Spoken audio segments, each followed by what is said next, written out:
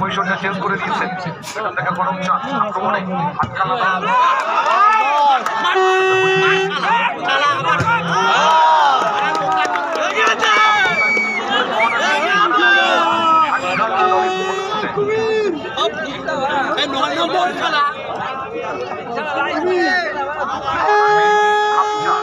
Half চান্সকে ফুল চান্সে পরিণত করতে পারলেই কিন্তু প্রথম গোলটা তৈরি নেওয়ার সুযোগ থাকবে।